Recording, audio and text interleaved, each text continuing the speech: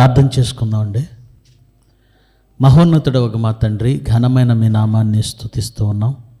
విలువైన మీ మాటను ఆలకించుచుండగా వారి హృదయములను తెరవండి. అవిధేయులై మీ మాటను పెడచెవిని పెట్టువారు కాక, విధేయత కలిగి వాక్య ప్రకారము ప్రవర్తిస్తూ మీ చిత్తాన్ని ఈ భూమి మీద సంపూర్ణంగా నెరవేర్చి మీరున్న లోకానికి అర్హత పొందే భాగ్యం మాలో ప్రతి ఒక్కరికి అనుగ్రహించమని యేసుక్రీస్తు వారి శ్రేష్టమైన నామమున ఈ ప్రార్థన సమర్పిస్తున్నాము తండ్రి, ఆమెన్. క్రీస్తునందు చేరువచ్చిన ప్రియులైన వారందరికీ ప్రభునామమున శుభములు, వందనాలు తెలియజేస్తూ ఉన్నాను. ప్రియులరా, ఎన్నో మంచి సంగతులు మనం ప్రతి వారము నేర్చుకుంటున్నాం. ఈ వారం కూడా కొన్ని విలువైన సంగతులు లేఖనముల నుంచి ఆలోచన చేద్దాం. లూకాసు వార్తలోని ముఖ్య ఘట్టాలను మనం పరిశీలిస్తూ ఉన్నాం. లూకాసు వార్త 4వ అధ్యాయము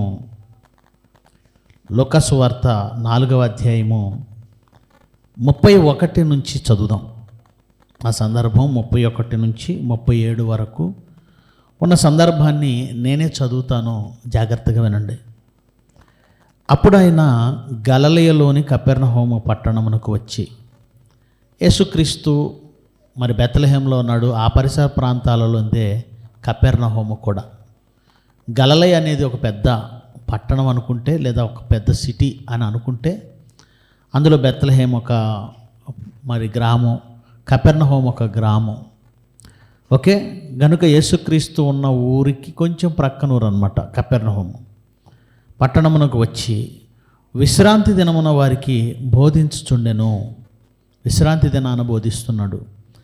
ఆయన వాక్యము అధికారముతో కూడినదై ఉండెను గనుక వారు ఆయన బోధకు ఆశ్చర్యపడిరి. ప్రియులరా, ఇక్కడ ఒక విలువైన మాట దేవుడు రాయించాడు. యేసుక్రీస్తు బోధ ఎలా ఉందట? అధికారము గలదై, అధికారముతో కూడినదై ఉండెనట. అధికారంతో కూడినదై అంటే యేసుక్రీస్తు బోధ అధికారంతో కూడినదైతే దానిని ప్రజల మధ్యకు తీసుకువెళ్ళే సేవకులు కూడా ఎలా చెప్పాలి? అధికారంతో ఉన్న బోధని అడుక్కునే బోధలాగా చేయకూడదు. సేవకుడు ఎప్పుడు దేవుని నోటికి బోర, దేవుని మాటకు నోరిస్తాడు. ఆయన కోపపడిన చోట సేవకుడు ఆ కోపాన్ని ప్రదర్శించగలగాలి. ఆయన ప్రేమ చూపించిన చోట సేవకుడు ఆ ప్రేమను అర్థం చేయించగలగాలి. దేవుడు హెచ్చరించిన చోట సేవకుడు కూడా తన నోటి వలన హెచ్చరించాలి. ఆయన అధికారం చూపించి వాక్యం చెప్తే మనం బ్రతిమలాడి వాక్యం చెప్పకూడదు. కానీ చాలా సంఘాలు ఎలా అయిపోయాయో మీ అందరికీ తెలుసు. ఉదయకాలపు ప్రకటన, ఆదివారం ఉదయకాలపు ప్రకటనలు మీరు గమనిస్తే వాళ్ళ బోధ అధికారంతో ఉందో, లేదంటే మరి ఏమంటారు దాన్ని, రిక్వెస్ట్ మెథడ్లో ఉందో మీరు అర్థం చేసుకోవచ్చు. వారి ప్రకటనలు ఎలా ఉంటాయండి? వారి ప్రకటనలు, ప్రియ దేవుని సంగమా, దేవుని బిడ్డలారా, మీ పనులన్నింటినీ ముగించుకొని త్వరగా దేవుని సన్నిధికి రావాల్సిందిగా మిమ్మల్ని కోరుకుంటున్నాం. ఇందులో రిక్వెస్ట్ ఉందా, అధికారం ఉందా? మీరే చెప్పండి. రిక్వెస్టే ఉంది. ఎందుకు అంటే మీ పనులు విడిచిపెట్టి దేవుని సన్నిధికి రండి అని ఏ చర్చిలో అనౌన్స్మెంట్ ఎందుకు చేయరు అంటే అలా చేసినా వీళ్ళు లెక్క చేయరు గనక, వినరు గనక. విననప్పుడు ఏం చేయాలి? వినని వారిని ఏం చేయాలి? వినని వాడనైతే వినని వాని కానీ ఉండని. మనం ఎలా చెప్పాలి? రండి. అధికారం. నెక్స్ట్ వీక్ ఎవరు పాట? రండి. ఏంటి సంతోషాన్ని అధికారంతో చెప్తున్నాడు? మాకు కుదిరితే వస్తాం అనుకున్నారా? మీ కర్మ. ఈ కాలం ఇచ్చింది దేవుడు మీకు. ఈ కాలం మీది కాదు, మీ ఇష్టమైనట్టు ప్రవర్తించడానికి. ఈ టైము దేవుడిచ్చింది, ఈ జన్మ దేవుడిచ్చింది, ఆయుష్ దేవుడిచ్చింది, జీవాన్ని అనుగ్రహిస్తున్నది దేవుడు.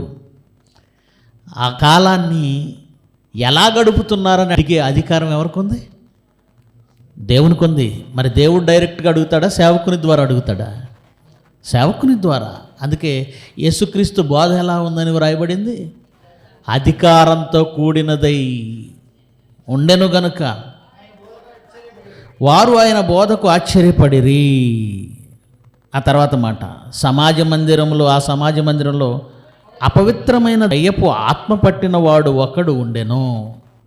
వాడు, నజరేయుడైన యేసు, మాతో నీకేమి? మమ్మను నశింపజేయవచ్చితివా? నీవెవడవో నేను ఎరుగుదును, నీవు దేవుని పరిశుద్ధుడవని బెగ్గరగా కేకలు వేసెను. మొదటి శతాబ్దంలో ఎన్నో సూచక క్రియలు జరిగాయి, అది మీ అందరికీ తెలుసు. ఆయన చేసిన సూచక క్రియలు ఎందుకు జరగాలి? ఎందుకంటే దేవుని కుమారుని గూర్చిన పరిచయం లేదు అప్పటికి లోకానికి. ప్రవక్తలు ఎన్నో సంగతులు ప్రవచనాల ద్వారా చెప్పారు. మరి ఆయనే క్రీస్తు అని వారి మధ్య నిరూపించబడాలి అంటే కొన్ని సూచక క్రియలు జరగాలి. సూచక క్రియలు ఎందుకు జరిగాయో కూడా ఆయన చెప్పాడు. ఎందుకు జరిగాయట? యోహాను సువార్త, దీన్ని ఇలాగే ఉంచండి, 20వ అధ్యాయము. యోహాను సువార్త 20వ అధ్యాయము 30వ వచనం చూద్దాం. 20వ అధ్యాయం 30వ వచనం. యేసుక్రీస్తు చేసిన సూచక్రియలు 1 కాదు 2 కాదు, అనేకములు అంటే ఎన్ని వేలు చేశాడో, ఎన్ని లక్షల సూచక్రియలు చేశాడో అన్నీ రాయబడలేదండి బైబిల్లో. అన్నీ రాయబడలేదు. మనకు కనబడేవి కొన్నే రాశాడు. ఎందుకు రాశాడు చెప్తున్నాడు చూడండి. మరియు ఇతరమైన అనేక సూచక్రియలు యేసుకు తన శిష్యులు ఎదుట చేసెను కానీ అవన్నీ గ్రంథమందు వ్రాయబడి ఉండలేదు. ఎందుకో? అన్నీ రాస్తే బాగుండు కదండి. ఎందుకు వ్రాయలేదు అంటే చెప్తున్నాడు చూడండి. ఇవి ఎందుకు వ్రాయబడలేదు, కొన్ని మాత్రం ఎందుకు రాయబడ్డాయి అంటే, యేసు దేవుని కుమారుడైన క్రీస్తని మీరు నమ్మి ఆయన నామమందు జీవము పొందినట్లు కొన్నే రాయబడ్డాయి అన్నాడు. బాగా ఆలోచించండి. ఇక్కడ మీరు ఎప్పుడు ఆలోచించని ఒక మాట మీతో చెప్తాను. ఇవి మళ్ళీ ఇతరులకు కూడా జరుగుతాయి అన్నాడా, లేదా జరిగినవి మీకు వ్రాయబడ్డాయి అన్నాడా? వ్రాయబడినవి చదివితే మీకు విశ్వాసం కలుగుతుందన్నాడా, మీకు కూడా ఇవి జరుగుతాయి గనక విశ్వసించండి అన్నాడా? ఏమన్నాడు? మళ్ళీ చదివిస్తాను, జాగ్రత్తగా ఆలోచించండి. యేసు దేవుని కుమారుడైన క్రీస్తు అని మీరు నమ్మునట్లు ఇవి వ్రాయబడెను. అంతే కదా అక్కడ ఉంది. అంటే మనం నమ్మి ఆయన నామందు జీవం పొందాలి అంటే వ్రాయబడెను అన్నాడు. అంటే మనం ఆయన నమ్మడానికి, జీవం పొందడానికి అవి వ్రాయబడ్డాయి. ఈరోజు మనం ప్రభువుని నమ్మడానికి సూచక్రియలు జరగాల? ఈరోజు మనం ప్రభువుని నమ్మడానికి అద్భుతాలు జరగాల? ఈరోజు మనం ప్రభువుని నమ్మడానికి స్వస్థతలు జరగాల? బైబిల్ మాట ఏమిటంటే మీకు మళ్ళీ జరుగుతాయి అంటం లేదు, మీరు నమ్మడానికి ఇవి వ్రాయబడ్డాయి అన్నాడు. అంటే వ్రాయబడిన వాటిని చదివి నమ్మాలి. అదేంటండి చదివి నమ్మమంటున్నారు? వాళ్ళకి జరిగినప్పుడు మాకు జరగవా? ఈరోజు క్రైస్తవులు వేసే ప్రశ్నలో వారికి జరిగినప్పుడు మాకు జరగవా? ఎందుకంటే దేవుడు నిన్న నేడు నిరంతరము ఏకరీతిగా ఉన్నాడు కదా. ఎందుకు చెప్పిన వాక్యమో ఎక్కడో కనెక్ట్ చేసి మాట్లాడేస్తున్నారు క్రైస్తవులు. ఒకవేళ అదే నిజం అనుకుంటే ఒక మాట అడుగుతాను మిమ్మల్ని. కరెంటు షాక్ కొడుతుంది అని షాక్ కొట్టిన వాళ్ళ అనుభవంతో చెప్పారు, అంతేగా? షాక్ కొడుతుంది, షాక్ కొట్టిన వాళ్ళ అనుభవంతో చెప్పారు. వాళ్ళ అనుభవాలను తీసుకొని మనం జాగ్రత్తగా ఉందామా? అదేంటి వాళ్ళకి జరిగింది మనకి జరిగాక నమ్ముదాం అంటారా? ఎందుకు నమ్ముతా? అలా ఎందుకు చేస్తారు? వాళ్ళకి షాక్ కొట్టింది కనుక మనం వాళ్ళ మాట నమ్మాలా? మనం నమ్ముతాం ఖచ్చితంగా. వాళ్ళు షాక్ కొడుతుందంటే నమ్మేస్తాం. చాలాసార్లు మనకు అనుభవాలు కాకుండానే ఇతరులు చెప్పిన మాటలు నమ్ముతాం. మనం నమ్మమా? నమ్ముతాం. ఒక నెట్వర్క్ ఉందనుకోండి, నాకు 60 లక్షలు వచ్చిందని చెప్పాడు ఎవడో, నమ్మి లక్షల రూపాయలు పెట్టేసిన వాళ్ళు ఉన్నారు. అవి ఎంతవరకు రాలేదు. అంటే ఎవరి మాట నమ్మావు? మనిషి మాట నమ్మావు. ఇదిగో పలానా చోట నువ్వు 1,00,000 కట్టు, లక్షలు వచ్చేస్తుంది.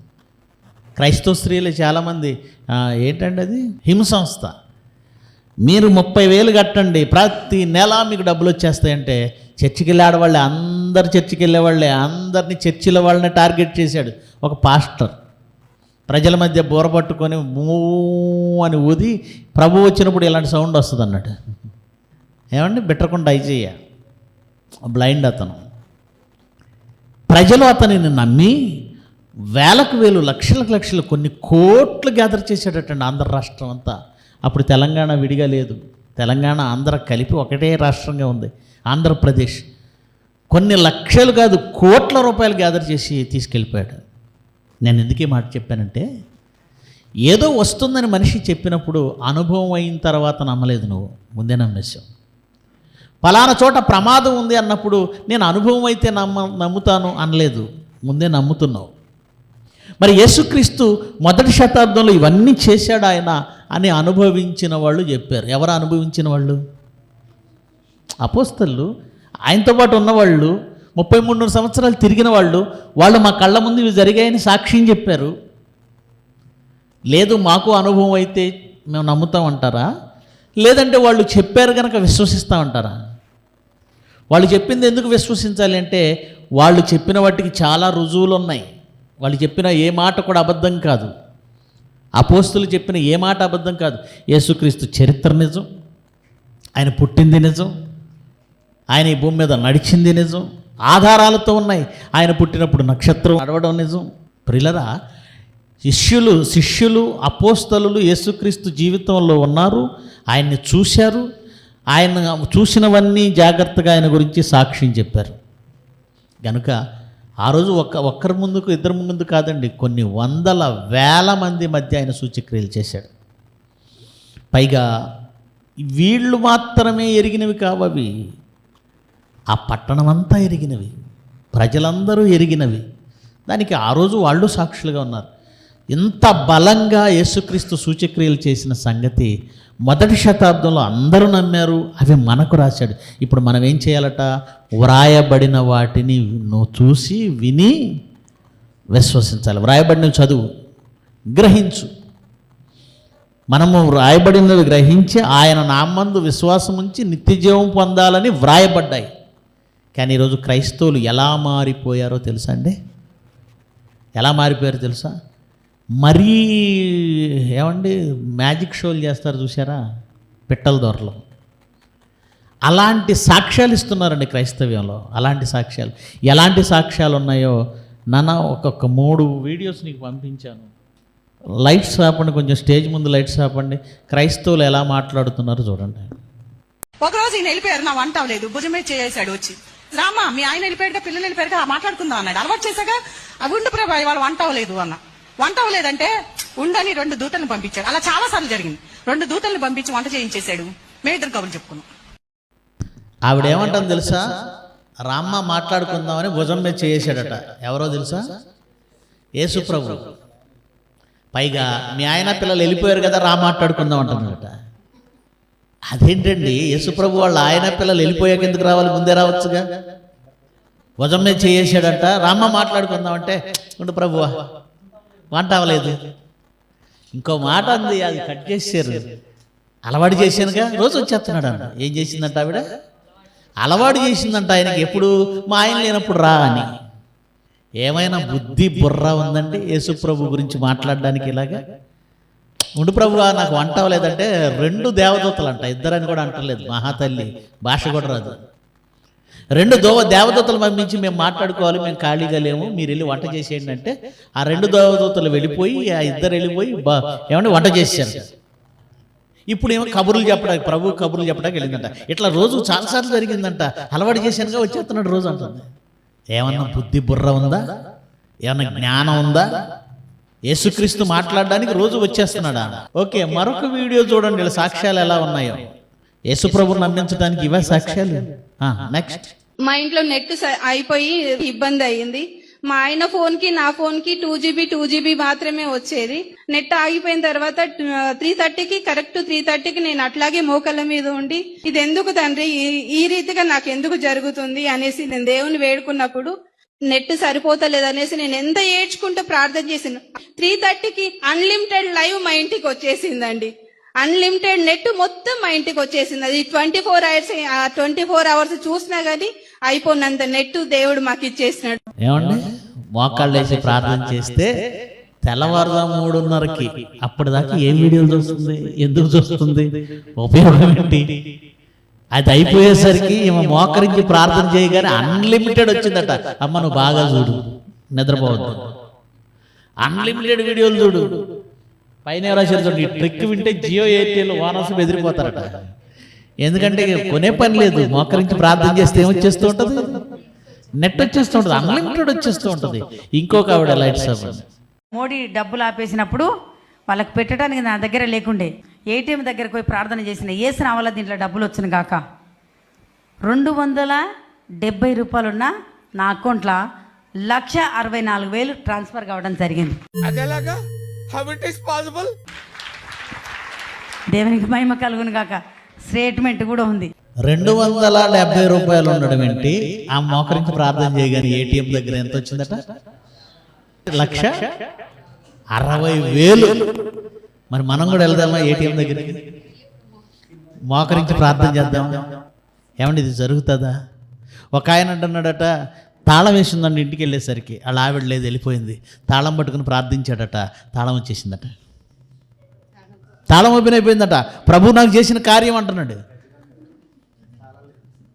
అసలు ఆవిడ వేసిందో లేదో, లేదండి ఈయన పట్టుకొని లాగాడు. ఏమంటే తాళం వేస్తే ఉడుద్దండి, ప్రార్థన చేయండి. మీరు ఇంటికి వెళ్ళిపోయి తాళం పెట్టి తిప్పకుండా ప్రార్థన చేయండి. ఏమైనా బుద్ధి జ్ఞానం ఏమైనా ఉందండి? యేసుప్రభుని ఎవరైనా విశ్వసిస్తారా? హేళన చేస్తారు ఈ మాటలు వింటే. ఎంత రోస్టింగ్ ఛానల్స్ అని ఉన్నాయండి. వీళ్ళు చెప్పేటువంటి పనికి మాలిన మాటలకు వాళ్ళు ఎంత హేళనగా సినిమా బిట్లు పెట్టేసి అవహేళన చేస్తారంటే ఏంటి? 270 రూపాయలు ఉంటే 1,60,000 రూపాయలు వచ్చాయా? ఎలాగండి? ఎటు నుంచి వస్తాయండి? దేవుడికి ఇదే పనా? దేవుడికి ఇదే పని అండి? ఇలాంటివి ఒకడేమంటాడు, ఎవరికి జుట్టు ఊడిపోయిందో జుట్టు వచ్చేస్తుంది అంటున్నాడు. ఎవరికి జుట్టు ఊడిపోయిందో, పాస్టర్లకే చాలామందికి జుట్టు ఊడిపోయింది. ఏమండి, పాల్ ఉన్నాడు, స్వస్థతలు అంటాడు, అతనికి జుట్టు ఊడిపోయింది. మరి అతనికి ఎందుకు ఇవ్వలేదు దేవుడు జుట్టు? పాల్ దినకరన్ ఉన్నాడు, ఆయన స్వస్థతలు చేసేవాడు, కానీ ఆయనకి జుట్టు ఊడిపోయింది. ఎందుకు చేయలేదు? ప్రేమని దేవుని పిల్లలరా, ఇలాంటి అబద్ధాలు మోసాలు ఉంటాయి గనకనే యేసుక్రీస్తు ఏం చెప్పాడో తెలుసా? లోకాసువార్త 5వ అధ్యాయం, లోకాసువార్త 5వ అధ్యాయము 12వ వచనం నుంచి చదువుదాం. 12వ వచనం. ఆయన ఒక పట్టణంలో ఉన్నప్పుడు కుష్ఠరోగంతో నిండిన ఒక మనుష్యుడు అన్నాడట. వాడు యేసును చూసి సాగిలపడి, ప్రభువా నీకిష్టమైతే నన్ను శుద్ధునిగా చేయగలవని ఆయన వేడుకున్నాడు. కుష్ఠరోగి వచ్చాడు, ఆయన కాళ్ళ ముందు మోకాళ్ళ ముందు ఇతను మోకాళ్ళు వేశాడు, ప్రార్థించాడు. ప్రభువా ఒకటే మాట, ప్రభువా నీకిష్టమైతే నన్ను శుద్ధునిగా నువ్వు చేయగలవు అని ఆయన వేడుకున్నాడట.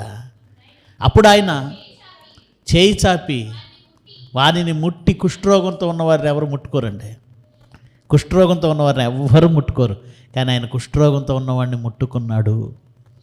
ఎందుకు? ఏమన్నా నిజం చెప్పనా?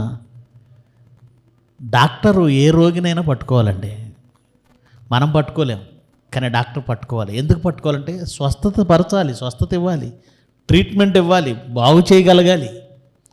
డాక్టరే అసహించుకొని నేను అక్కడికి వెళ్ళలేను అంటే మరి ఇంకెవరు వెళతారు? అతని రోగం ఎలా తగ్గుతుంది? అతను ఎలా బాగుపడతాడు? కనుక డాక్టర్ ముట్టుకోవాలి. ఎందుకు అంత ధైర్యంగా ముట్టుకుంటున్నాడంటే తన దగ్గర ఏముంది? మందు ఉంది, మెడిసిన్ ఉంది, ప్రాబ్లం లేదు. కానీ యేసుక్రీస్తు దగ్గర మందు ఉందా? ఉంది. ఆయన దేహమే ఒక మందు అండి. ఆయన దేహమే ఒక మందు. ఈ ప్రకృతిని మీరు గమనిస్తే ప్రకృతిలో మందు ఉందండి. ఈ భూమిలో మందులు ఉన్నాయి. మీరు వేసుకునే మెడిసిన్స్ ఉన్నాయే, కాల్షియం అంటారు, తర్వాత జింక్ అండ్ ఐరన్ అంటారు, తర్వాత పొటాషియం అంటారు. ఇవన్నీ భూమిలో దొరికేవి, అవి మీ దేహానికి మందులు. అలాగే మొక్కల నుంచి వచ్చేటువంటి విటమిన్స్ ఉంటాయి. ఆ విటమిన్స్ అన్నీ మీకు మందులవి. ప్రకృతిలో దొరికే డి విటమిన్ ఉంటుంది, సూర్యుని నుంచి వచ్చేటువంటి డి విటమిన్ ఉంటుంది, అది ప్రకృతిలో దొరికేది. అసలు ప్రకృతి ఎవరి మాట వలన చేయబడింది? యేసుక్రీస్తు, శబ్దమైన యేసుక్రీస్తు. ఈ ప్రకృతిని శబ్దమైన యేసుక్రీస్తు. యేసుక్రీస్తు ఎవరు? ఆది యందు వాక్యం ఉండెను, వాక్యము దేవుని యొద్ద ఉండెను, వాక్యము దేవుడై ఉండెను, ఆది యందు ఆయన దేవుని యొద్ద ఉండెను. ఆ వాక్యము లేకుండా కలిగి ఉన్నది ఏది ఆయన లేకుండా. శబ్దము, దేవుని మాట ద్వారా భూమి సృష్టించబడింది. ఆ మాట యేసుక్రీస్తు. దేవుని మాట ద్వారా జీవరాశులు వచ్చేసాయి. ఆ జీవరాశులు మాట, ఏ మాట ఉపయోగించాడు తెలుసా? యేసుక్రీస్తు.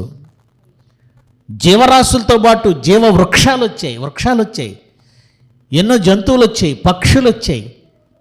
ఇవన్నీ కూడా యేసుక్రీస్తు నుంచి వచ్చినవి. గుర్తుపెట్టుకోండి, శబ్దం మూలంగా కలిగినవి. అంటే ప్రకృతిలో ఎవరున్నారో తెలుసా? ప్రకృతి ఎవరి చలవో తెలుసా? ఒక మొక్క ఉంది, దాని వేర్లను తీసి నూరేస్తాడు, బాగా నూరేసి ఇదిగోండి పలానా దానికి ఔషధం ఇది అంటాడు. ప్రకృతిలో మందు ఉందంటే ఎవరిలో మందు ఉంది? యేసుక్రీస్తులో మందు ఉంది. ప్రకృతిలో ఐరన్ ఉందంటే యేసుక్రీస్తులో ఉంది. అది ప్రకృతిలో కాల్షియం, పొటాషియం, సల్ఫర్, నీకేం కావాలో అవి ఉన్నాయి. అది యేసుక్రీస్తులో మొదట ఉన్నాయి. అంటే ఆయన ముట్టుకోగానే ఎలా స్వస్థత కలిగిందని అనుకుంటున్నారేమో. ఆయన ఉమ్మి తీసి కళ్ళకు రాశాడట, బురద చేసి కళ్ళు వచ్చాయి. అంటే ఆయన లాలాజలంలో ఏముంది? మన లాలాజలంలో కూడా మా మెడిసిన్ ఉందండి. మన లాలాజలం చిన్న చిన్న గాయాలకి ఈ లాలాజలం పనిచేస్తుందండి. పనిచేస్తుందా? పనిచేస్తుంది. కొన్ని ఇన్ఫెక్షన్స్ ఉంటాయండి, చూడడానికి మచ్చలాగా సోబిలాగా ఉంటాయి, దాని మీద లాలాజలం రాసినా తగ్గిపోద్దండి. నిజం. అలాంటిది మన లాలాజలంలోని కొంతమేర మెడిసిన్ ఉంది అంటే, కొంతమేర మెడిసిన్ ఉందంటే మరి యేసుక్రీస్తు ఎవరు?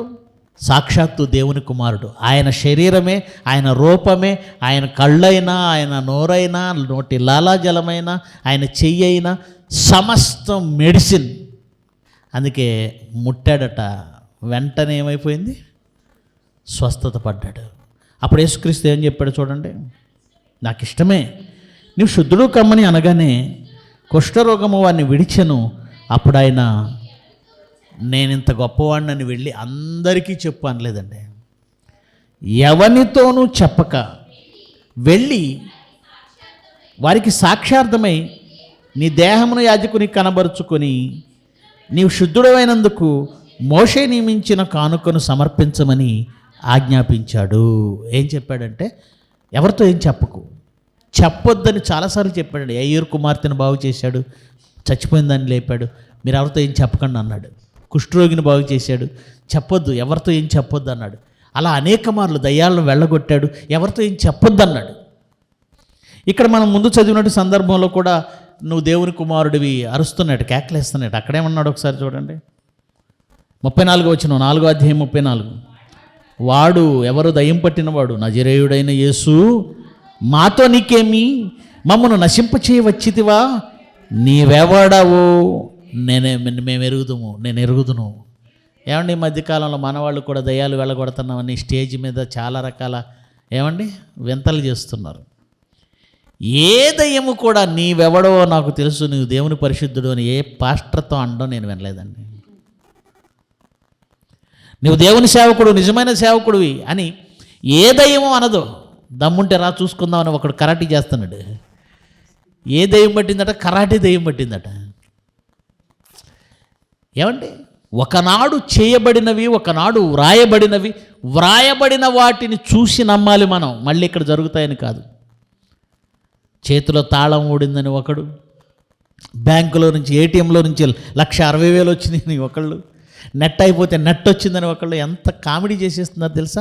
యేసుక్రీస్తుని ఎంత అవమానపరుస్తున్నారో తెలుసా ప్రజల మధ్య.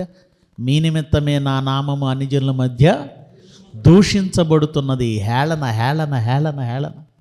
ఇక్కడ ఏమంటున్నాడు? నీవు దేవుని పరిశుద్ధుడు అని బిగ్గరగా కేకలు వేసిందట దయ్యం పట్టినవాడు. అందుకు యేసు ఓరకుండము, ఇతన్ని వదిలిపోమ్మని దాన్ని గద్దించగా, ఓరకుండమని ఎందుకన్నాడు తెలుసా? నువ్వు క్రీస్తువు అని చెప్పేస్తున్నాయి. మార్కు సువార్త 1వ అధ్యాయంలో కూడా అదే సందర్భాన్ని చదివించాను. ఆయన క్రీస్తు అని వాటికి తెలిసి ఉండేను కనుక ఆయన వాటిని మాటలాడనివ్వలేదు అన్నాడు. అంటే ఎందుకు ఇలా చేస్తున్నాడు? స్వస్థత జరిగిన తర్వాత నేనే క్రీస్తునని చెప్పొచ్చు కదా, చెప్పొద్దు అన్నాడు. దయ్యం వెళ్ళగొట్టిన తర్వాత ఆ దయ్యాలే సాక్షాత్తు నువ్వు దేవుని కుమారుడు క్రీస్తు అని చెప్తున్నాయి కదా, ఎందుకు చెప్పొద్దు అన్నాడు? కారణం ఉందంటే మరో సందర్భం 4వ అధ్యాయంలోనే 42వ వచనం కూడా చూడండి. 42వ వచనం, ఉదయమైనప్పుడు ఆయన బయలుదేరి అరణ్య ప్రదేశమునకు వెళ్ళెను. జనసమూహం ఆయన్ని వెతుకుచూ ఆయన ఎద్దుకు వచ్చెను. తమ్మును విడిచిపోకుండా ఆపగా స్వస్థతలు జరుగుతునేసరికి జనమంతా ఆయనంట ఆపేశారట. నువ్వు వెళ్ళడానికి వెళ్ళేది రాజకీయ నాయకుడిని ఎలా ఆపుతారు? యేసుక్రీస్తుని కూడా ఆపేశారట. అంతకు ముందు రోజండి స్వస్థత చేశాడు. వచ్చిన వాళ్ళందరి మీద చేతుల నుంచి అందరినీ స్వస్థపరిచాడండి. అందరికీ జరిగింది స్వస్థత, కొందరికి కాదు. మన వాళ్ళు వస్తారండి, మేము స్వస్థపరుస్తామని. అందరికీ జరుగుతాయి, ఎవరో కొందరు సెలెక్టెడ్ పీపుల్ వస్తారా? Selected people. మన రోగాలు మనకు పోవు. రోగం లేనివాడు ఎవరున్నారు? నిజంగా బోధకుడైతే, నిజంగా ఏమంటారు స్వస్థత బోధకుడైతే, స్వస్థత వరం కలిగిన వాడైతే మన రోగం కూడా పోవాలి. మీకున్న రోగాలు ఏమి లేవా? మీకే రోగాలు లేవా? ఉన్నాయి. ఆ ప్రార్థనకి వెళ్ళినప్పుడు అందరి రోగాలు పోవాలి కదా, మరి పోవు. కొందరు మాత్రమే వచ్చి సాక్ష్యం ఎందుకు చెప్తారు? వాళ్ళు సెలెక్టెడ్ పీపుల్, వాళ్ళు ఏర్పరచుకున్న వాళ్ళే. వాళ్ళు డబ్బులు తీసుకొని చెప్పే సాక్ష్యాలు ఉన్నాయి, తెలుసా మీకు? మీకు తెలియదు అవన్నీ కూడా, ఆ మాయలన్నీ తెలియదు. గనుక యేసుక్రీస్తు అందరినీ స్వస్థపరిచాడు, మన వాళ్ళు ఎందుకు కొందరినీ స్వస్థపడుతున్నారు? ఇదొక ప్రశ్న. స్వస్థపరిచిన తర్వాత చెప్పొద్దని ఆయన ఎందుకు అంటున్నాడు? చెప్పమని వీళ్ళెందుకు మైకి చేస్తున్నారు? ఆయన ఆపేశారంట అందరు కలిసి. ఇన్ని స్వస్థతలు చేస్తున్నాడు, మా దగ్గర ఉండాలి, మాకు చాలా రోగాలు ఉన్నాయి అని ఆపితే ఆయన అన్నాడు, నేను ఇతర పట్టణంలో కూడా స్వస్థతలు చేయనట్లు నేను వెళ్ళాలి అన్నాడా? నేను ఇతర గ్రామంలో, ఇతర పట్టణాల్లో దేవుని రాజ్య సువార్తను ప్రకటించవలెను, ఇందు నిమిత్తమే నేను. ఆయన ముఖ్యమైనటువంటి పని ఏంటో తెలుసా? రాజ్య సువార్త ప్రకటించాలి, ప్రతి పట్టణానికి వెళ్ళాలి. మరి సూచక్రియలు వాటి గురించి ఎందుకు మాట్లాడలేదు? అవి కొన్ని చేయాలి, ఎందుకంటే ఆ రోజు ప్రజలు నమ్మడానికి. కానీ అవి చేయడమే ప్రధానమైనటువంటి బాధ్యత కాదు ఆయనకి. రాజ్య సువార్త చెప్పడం ముఖ్యమైన బాధ్యత. ఈరోజు క్రైస్తవులు ఏమర్థం చేసుకున్నారు? వాక్యం అందు కూర్చుంటారండి, మీటింగ్లో కూర్చుంటారు, మీటింగ్ అయిపోయేంత వరకు అలా ఎదురు చూస్తుంటారు, చెప్పింది ఒక్క మొక్క వినరు. లాస్ట్లో ఏమండి కొబ్బరి నూనె బాటిల్ తీసుకొని వస్తారు. ఇప్పుడు దాకా ఎందుకు కూర్చుందంటే అందుకే. లాస్ట్లో ఆయన స్వస్థత ప్రార్థనలు సెపరేట్గా చేస్తాడు స్టేజ్ దగ్గర. దానికోసం నువ్వు ఇప్పుడు దాకా కూర్చుంది? వాక్యం వినలేదా? రాజ్య సువార్త వినలేదా? నీ ఆత్మను ఏది రక్షిస్తుందో దాన్ని ప్రక్కన పెట్టేసి స్వస్థత కోసం వచ్చావా? అవసరాల కోసం వచ్చావా? ఈరోజు మనుషులు ఎందుకు వస్తుందంటే అవసరాల కొరకు వస్తున్నారు. ఈరోజు మనుషులు ఎందుకు వస్తుందంటే వాళ్ళ రోగాలు తీసేసుకోవడానికి వస్తున్నారు. ఈరోజు మనుషులు ఎందుకు వస్తుందంటే పెళ్లి సెట్ అవ్వలేదట వచ్చేసి అడుగుతుంది. అంటే దేవుని సన్నిధిని కనబడితే ఆయన చూసి, ఏమండి మీకు కావలసినవి ఇస్తాడని మీరు అనుకుంటున్నారే, ఆయన ఏవో ఈ లోక సంబంధమైన మీకు అనుగ్రహించేస్తాడని కాదండి. మీరు విశ్వసించండి, చెప్పవలసినవి ఇవి కాదు. ఏది చెప్పాలి? రాజ్య సువార్త చెప్పాలి. అలాగని దేవుడు మాకేం చేయడంటే చేస్తాడు, మీకు చేస్తాడు. ఏం చేస్తాడు? మీకు నిజంగా ఏదో అవసరం ఉంది, అది మీ వల్ల కావట్లేదు, అది మంచిదే, దేవుని చిత్తానుసారమైంది, మీరు ప్రార్థించండి. ఆయన చిత్తానుసారమైన అవసరత అయితే ఆయన తీరుస్తాడు. తీర్చడని నేను అంటలేదు, అది ఆయన చిత్తానుసారమైనది అయి ఉండాలి. ప్రభువా నా అకౌంట్లో 270 ఉన్నాయి, 1,60,000 కావాలి, ఇది తీర్చడం 100% తప్పది. ఆయన ఏమండి ఆయనకి అట పన్ను కట్టడానికి డబ్బులు లేవట. యేసు ప్రభుకి పన్ను కట్టడానికి డబ్బులు లేవు. ఎంత? అరశెకెలే. ₹1 అనుకోండి, పోనీ ₹1 అనుకోండి. లేక పేతురుని ఎక్కడ పంపించాడు తెలుసా? చేపలు పట్టుకోవడానికి వెళ్ళిన సముద్రానికి వెళ్ళిన చేప గాలం వేయి, మొదటగా వచ్చినటువంటి చేప నోరు తెరిస్తే అందులో షెకెల్ ఉంటుంది. ₹1 కదా కట్టాలి, నా కోసం నీ కోసం నువ్వు పన్ను కట్టేయి అన్నాడు. అంతేనా? ₹1 అయితే లోపలికి వెళ్ళిపో, బ్యాంక్ ఓపెన్ చేయి. ఇది బ్యాంకు రాబరీయే కదండి. ఎవరి డబ్బు? 270 ఉంటే 1,60,000 వచ్చినట్టే ఎవరి డబ్బు అది? అంటే ఎవడో అకౌంట్లో నుంచి లాగి నీకు ఇస్తాడు దేవుడు? ఏమైనా జ్ఞానం ఉందా అది? ఎవరి డబ్బు అండి అది? 2,60,000 అకౌంట్లోకి ఎందుకు వస్తాయి? ఎవరి డబ్బు వస్తాయి? అంటే వేరే వాళ్ళ డబ్బులన్నీ దేవుడు నీకు ఇస్తాడా? అంటే అందులో అన్యాయం చేస్తాడా? ప్రభు అన్యాయం ఇస్తాడా? ఇవి జరిగేవి కాదండి. దేవుణ్ణి నమ్ముకున్నావా, నిజంగా నీ అవసరత ఏదైనా దేవుని చిత్తానుసారమైంది అయితే ఆయన తీరుస్తాడు. కానీ ఇతరులను నమ్మించడానికి అవి చెప్పాల్సిన అవసరం లేదు, అవి చెప్పకూడదు. మరి ఏది చెప్పాలి? క్రీస్తుని గూర్చిన మాట చెప్పాలి, సువార్త చెప్పాలి, సువార్త చెప్పాలి. లేదండి ఏదైనా స్వస్థత జరిగితే నమ్ముతారండి ప్రజలు అనుకుంటావా? ఒక మాట చూపించి నేను ముగించేస్తాను. యోహాను సువార్త 20వ అధ్యాయము మనం ముందు చదువుకున్న మాటే. యోహాను సువార్త 20వ అధ్యాయము 27వ వచనం. 27 తర్వాత ఆయన చనిపోయి తిరిగి లేచాడు, శిష్యులకు కనబడ్డాడు. మొదటిసారి శిష్యులకు ప్రత్యక్షమైనప్పుడు తోమా గారు అక్కడ లేడు. తర్వాత రెండోసారి ప్రత్యక్షమైనప్పుడు వచ్చాడు.